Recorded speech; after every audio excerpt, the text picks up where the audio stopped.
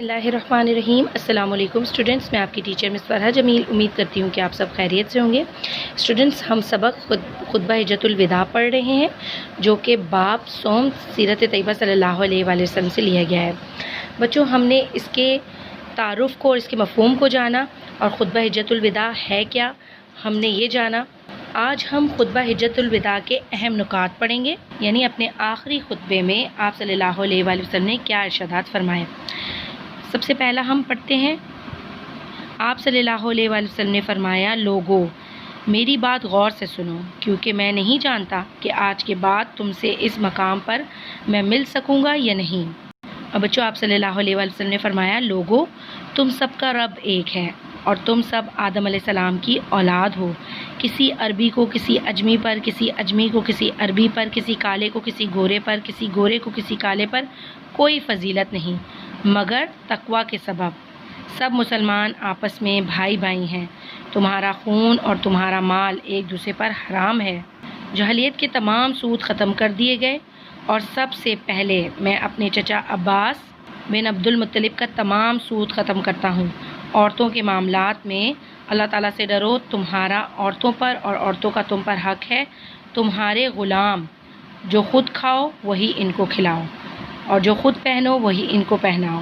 میں تم میں ایک ایسی چیز چھوڑ کر جا رہا ہوں، اگر تم نے اسے مضبوطی سے پکڑے رکھا تو ہرگز گمراہ نہ ہوگے، اور وہ ہے اللہ تعالیٰ کی کتاب۔ تو بچوں، اس خطبے میں سب سے پہلے آپ صلی اللہ علیہ وآلہ وسلم نے فرمایا کہ ہم سب مسلمان حضرت آدم علیہ السلام کی اولاد ہیں اور اللہ تعالیٰ کسی انسان میں فرق نہیں کرتا، یعنی کسی عربی، اجمی، کالے، گورے کو ایک دوسرے پر فضیلت حاصل نہیں۔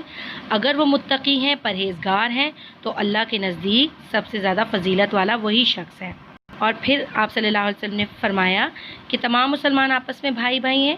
ایک حضرت آدم علیہ السلام کی اولاد ہونے کی حیثیت سے تمام مسلمان آپس میں بھائی ہیں، اس لیے تمام مسلمانوں کا آپس میں ایک دوسرے پر خون اور ایک دوسرے کا مال حرام ہے، یعنی کوئی انسان کسی کا خون نہیں کر سکتا، اسے قتل نہیں کر سکتا اور کسی دوسرے کا مال چھین نہیں سکتا۔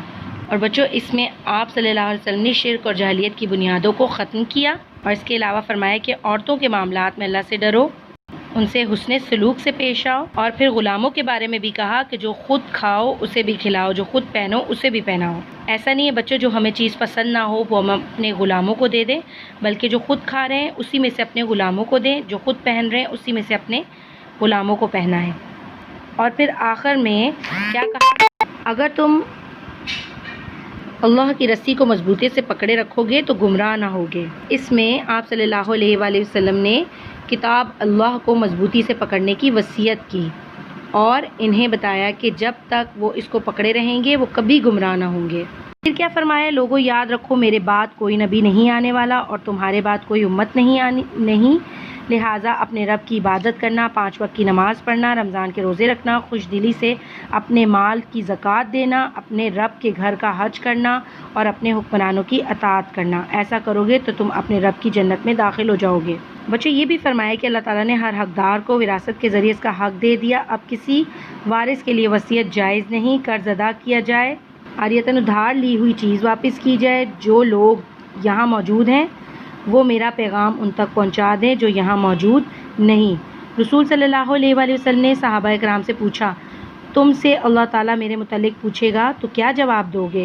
صحابہ کرام رضی اللہ عنہ نے عرض کیا، ہم کہیں گے آپ صلی اللہ علیہ وآلہ وسلم نے اللہ تعالیٰ کا پیغام پہنچا دیا اور اپنا فرض ادا کر دیا۔ بچوں، جب آپ صلی اللہ علیہ وآلہ وسلم نے صحابہ کرام سے پوچھ لیا اور صحابہ کرام نے بھی گواہی دے دی، پھر آپ صلی اللہ علیہ وآلہ وسلم نے آسمان کی طرف اپنی انگلی اٹھائی اور کہا، اے اللہ تو ان پر گواہ رہ۔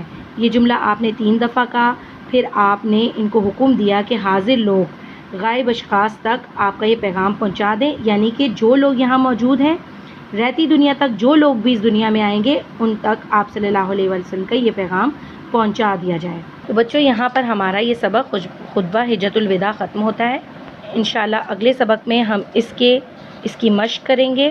اپنا بہت خیال رکھیے گا۔ اللہ حافظ۔